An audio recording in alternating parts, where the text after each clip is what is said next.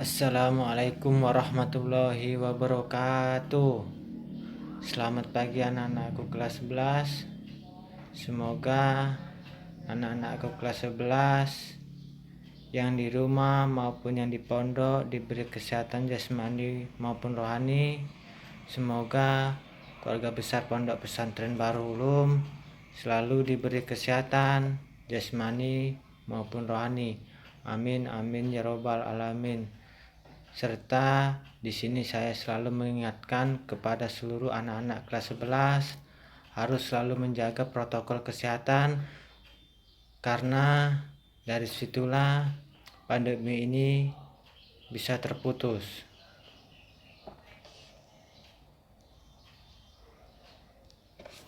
Masuk ke pelajaran. Buka bab 3. Kemarin kita sudah membahas bab 2, yaitu senam ritmis. Jadi untuk hari ini kita masuk ke bab 3, yaitu renang.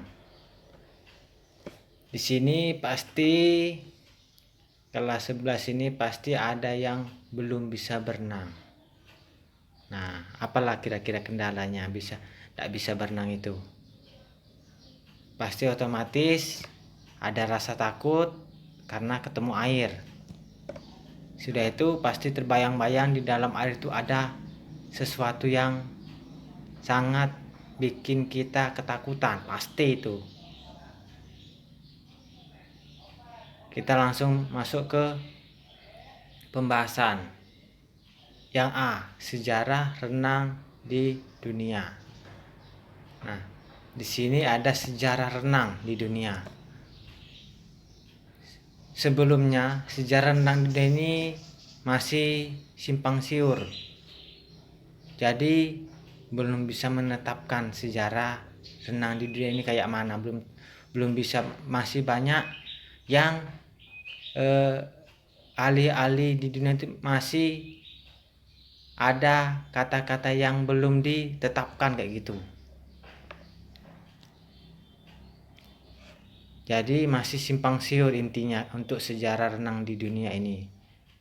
Masuk ke B, sejarah renang di Indonesia. Nah, kita ada sejarah renang di dunia, pasti ada sejarah renang di Indonesia. Sebelumnya kemarin kita kan sudah ada pembahasan, ada sejarah senam ritmis. Nah, ini juga ada sejarah renang di Indonesia. Jadi di sini bisa anakku baca sendiri karena masih panjang lebar ini sejarah renangnya. Jadi kita masuk ke teknik renang. Poin pertama, teknik renang. 1.1 yaitu teknik pernapasan. Nah, dalam suatu aktivitas renang, teknik pernapasan itu sangat kata orang tuh sangat melekat, sangat dominan untuk kita, karena tanpa pernapasan kita kurang kayak gitu. Poin 1.2 yaitu teknik mengapung. Sebelum kita menggunakan pernapasan pasti ada teknik mengapung. Sebelum kita berenang pasti harus kita cak mana caranya kita bisa mengapung. Kalau sudah bisa mengapung pasti insya Allah kita bisa berenang kayak gitu. Masuk ke 1.3, teknik meluncur. Nah, ini teknik meluncur ini menggerakkan tubuh secara horizontal. Intinya sekarang masuk ke pembahasan renang ini, kita tidak sesuai kalau kita cuman ngomong, kita cuman baca, karena untuk pelajaran PJOK ini kita harus praktek. Nanti insya Allah kalau misalkan kita ada dukungan dari sekolah, nanti kita renang. Kalau misalkan ada dukungan dari sekolah. Tapi untuk saat ini kita ikuti dulu alurnya ini. Paham? Oke. Masuk jenis-jenis gaya renang. Nah, jenis-jenis gaya renang. Renang ini banyak macam, ya. Gaya yang pertama gaya katak. Nah, gaya katak. Satu ada gaya bebas. Satu gaya punggung. Kita masuk ke gaya katak. Gaya katak ini yang biasa kita pakai kalau kita misalkan berenang, pasti ada. Kita misalkan gaya katak ini sering disebut juga gaya dada. Pasti sering, tapi kamu tidak tahu apa yang kita pakai gaya ini. Nah, yang sering dipakai itu gaya bebas. Gaya bebas 1.2 gaya bebas. Nah, gaya bebas ini bukan dalam arti gaya bebas kita jatuh dari sungai, jatuh dari jembatan kita langsung kita, bukan. Ini ada tekniknya masing-masing. Makanya saya ngomong tadi, kalau kita ngomong dari mulut ke mulut kayak gini, kita ndak bisa, karena untuk renang ini kita harus praktek. Nah, poin yang 1.3 itu gaya punggung. Gaya punggung ini sangat, kalau misalkan yang bisa berenang itu bisa, tapi yang ndak bisa sama sekali pasti susah. Nah, di sini ada pembahasannya, tolong dibaca. Oke, kita masuk ke proses pembelajaran renang. Nah, proses pembelajaran renang. Nah, kita ini ada cara-cara proses pembelajaran renang. Nah, di sini ada panjang lebar banyak sekali nih. Nah, bisa dibaca